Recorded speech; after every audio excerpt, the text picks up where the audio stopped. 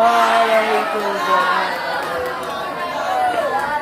Alhamdulillah, alhamdulillahi rabbil alamin, wassalatu wassalamu ala asyrafil anbiya'i wal mursalin wa ala alihi wa sahbihi ajma'in. Amma ba'd.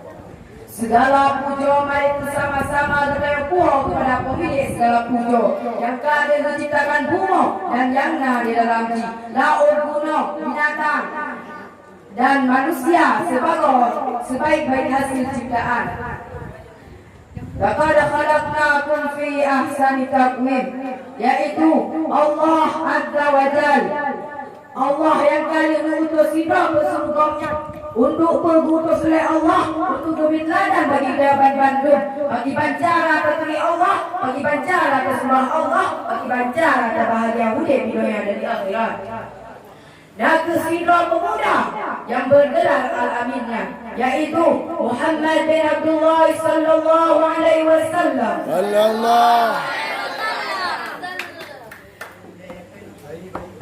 Selawat dan salam mari ke sahabat-sahabat dan sahabat-sahabat kita kirim kepada pemuda junjungan beserta keluarga dan sahabat seselingkah.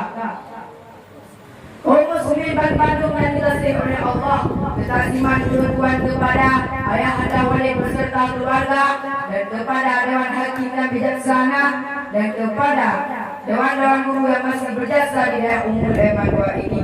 Dan dengan kepada rakan-rakan lo yang akan hadir pada tempat yang berbahagianya, sebagaimana semoga berderita oleh Allah sama-sama akan menghibur di syurga Allah, sebagaimana akan menghibur bamalan berbahagianya.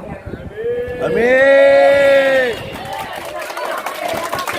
Dalam kesempatan singkatnya, izin ke oleh Tuhan disampaikan sebuah soalan murid, di mana soalan yang sedang terjadi di tengah budaya Melayu, yaitu gasih salam hukum.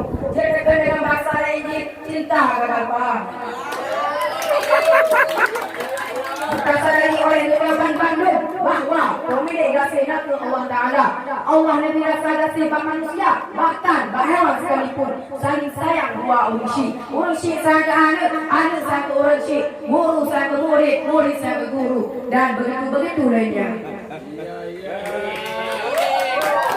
Maka daripadanya bersebab gasih masa dari Allah, hendaklah kamu gasih yang ada apa yang diridai oleh Allah.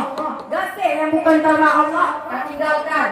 Sering tak kalah dalam semua untuk semua sembilan. Nafsi doa ini dilakukan sebut bapak urusi karena saya lupa berderut tanpa dikaji diri.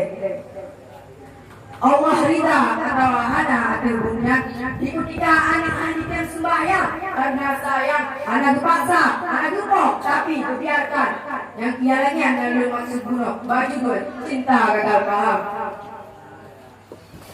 Musalah tak urusi yang jalan yang disayang guna mesti tak jadi dalam sebuah rumah yang sedang tutup dan si doan yang sedang turun pasti urusi akan gila daya hukumah ringan dan bau ringan sampai tutup yang benar menyata banding api tutup rumah dan api akhirat sol bekarakan gentel beka neraka maka menyahankan ibadah ke Allah akan gentel dalam api neraka Allah.